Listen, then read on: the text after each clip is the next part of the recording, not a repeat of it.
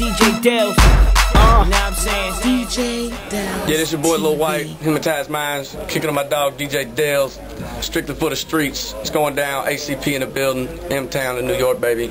We keep it cracking. I had a underground CD out, me and a few of my other homeboys. They ain't my homeboys now. I'm not gonna discuss that. You can read it in any article you want to. They and me, we made a demo. I had like 9 hooks on it out of like 14 songs. I had like 9 hooks. And I was also the first person to come out rapping on the song. And the name of the song was called Memphis Players. So when Paul and Juicy, they took the CD to Paul and Juicy, and I know for a fact now knowing Paul and Juicy how big of an honor that was, because they get mixtapes given to them all day, every day. They get demos. I get demos given to me. I'm not a boss. I can't do really much with them, but put them on the shelf till one day I might be able to do something with them. I don't throw away no demos. You can ask this guy. We get demos 24/7. But for them to actually listen to our demo, I was like, yeah, we'll listen to it. And the other guy that rapped with us, he was white, had tattoos all over him, up his neck, got a grill in his mouth. And, he just had that image, And Paul and Juicy was like, yeah, we'll call you on in the next couple of days or something.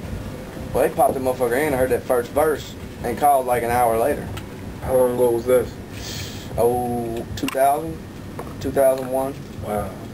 And like, I'll never forget it. I was actually working at this little warehouse that used to ship like golf balls and shit for FedEx, big execs, and they order the little fucking golf balls and shit, the rich what I'm talking about. And I was sitting there and this dude, my boy Mike, cool ass old school black dude, he was like, man, I'm gonna tell you who you need to be with, Lil Wyte, man. You need to be with 3-6 Mafia, boy. Them dudes could do something for you. And we were sitting on our lunch break, dog, listening to them. They was up at the radio station shopping, or doing promo for the new Project Pat CD. And he's like, that's who you need to be with. Little did I know, at that same exact time on the other side of the fucking town, the dudes I rap with were handing Paul and Juicy the demo. So while me and him sitting there talking about this is who you need to be with, I seriously swear to God, I came back to work the next day and said, fool, you're not going to believe this shit. Like, you remember the shit we were talking about yesterday, fool? Yeah. He's like, you're for real? I was like, dead serious. I'll bring the fucking contract to work as soon as I get it. I was like, better yet, no. As soon as I get the contract, I'm quitting this motherfucker. And like, I ain't seen that motherfucker since. I gotta find that dude, man, because he like told me it was gonna happen. He's like, you gonna be with him. Watch, you gonna be with him. The next day I was with him. What is it like looking back now? Like, you said it was 2000, 2001, now we'll be in 2007. A dream? For real. A dream. I kind of like just zoned off for a second just then. Right. Like, dead serious. Like, I grew up listening to Paul and Juicy. Like, I'd skip school and go get their CDs. Like, no joke. Yeah, they usually both got they actually brought the iPod and the dock in there. They said, click, go through them. Here's 1 through 12. Write something to at least 8 of them. Pick what you like, pick what you don't like. But 9 times out of 10, Paul and Juicy already got an idea in their head. Like, they let me come up with something around it.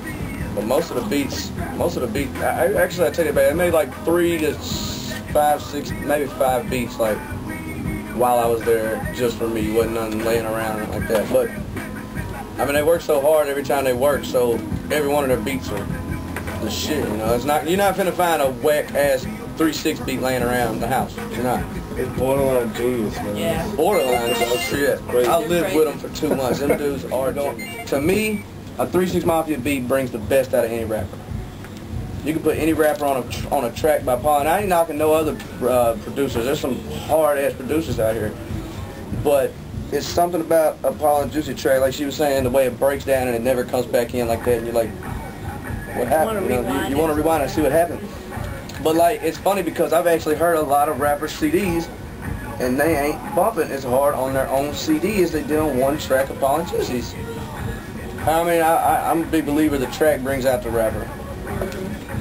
But I mean, nowadays, to me, too many rappers are just getting too fucking simple. For real, rap's got simple, dog. I'm in New York City saying that shit. Rap has gotten it simple. I'm not even gonna like say no names, it's just the point. Y'all, everybody in the room knows. And what's so bad is everybody in the room going with it because it's selling. Simple shit sells nowadays. It's like you can't bring a hard-ass rapper to the table and give them some long-ass chorus and expect people to understand what he said, because they're going to be like, I don't want to listen, that's too long. Or it's not snappy enough, or it's, you know what I'm saying? Like, everybody wants that real straight to the point, snappy hooks. I've always been a storyteller with my raps. So like, back when I used to first start writing, I used to just rap about bank robberies and shit like that, like to the T, like damn near you're reading it and shit. Then it'd just be cool to me to write a damn story and put it in the rhymes. Why you think it's like this right now? I think it's the listeners. You think it has to do with the labels at all too? Yeah, a little bit. I really do. I think the labels are putting out almost anything nowadays.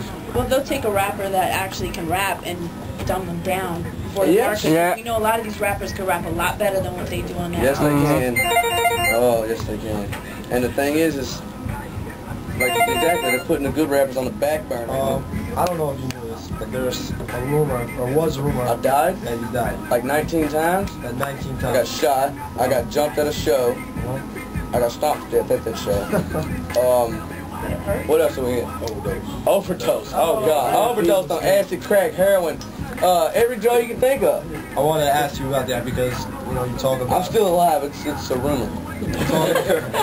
First, we're filming the show. I did like, I know at least one of the songs. I did the Talking and Walking for the show.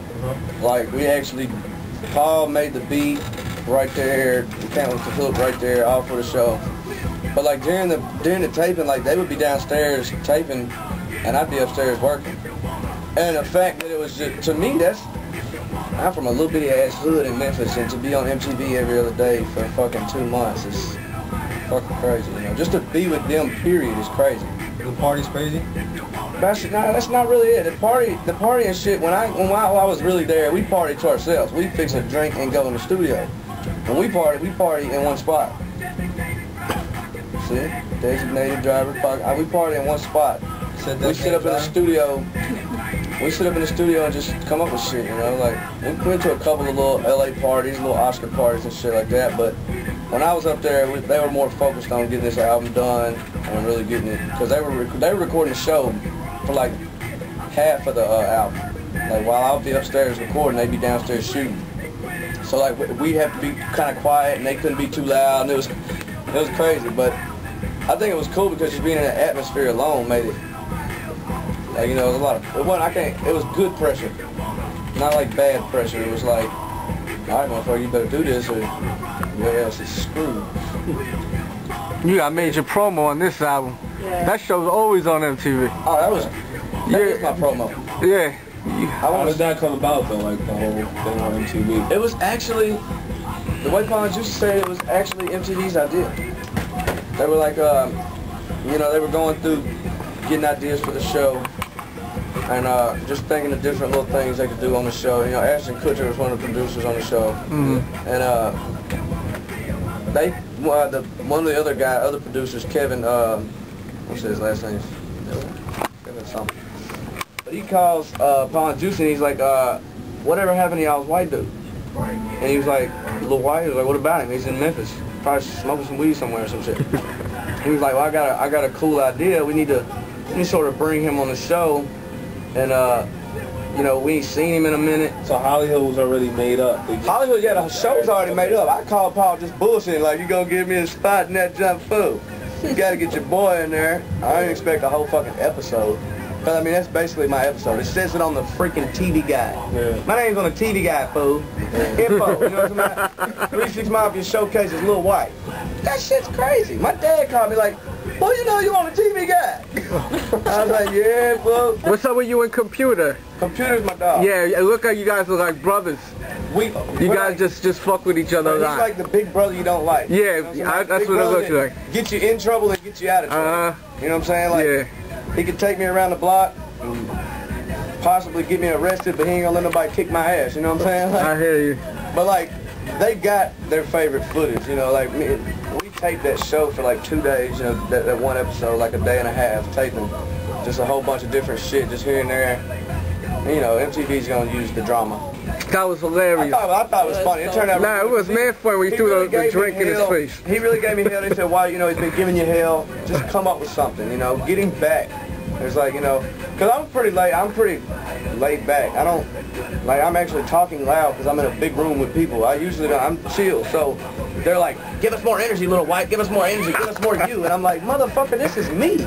Y'all called me up here to record a song, not fighting big black people, motherfucker. I'm not taking a scrap with this dude. Look at him. Okay, well, he's gonna, you know he's gonna drive you crazy, because he really does drive me crazy, like, in real life. If he was here right now, he wouldn't have shut up to this whole goddamn thing. Yeah, that's number 3, boy. But I love computer. I wouldn't trade him for the fucking world. Yeah, this your boy Lil Wyte. It's going down. My dog DJ Delz, ACP baby. Watch the show Adventures in Hollywood. We be cutting up on that bitch. Holla.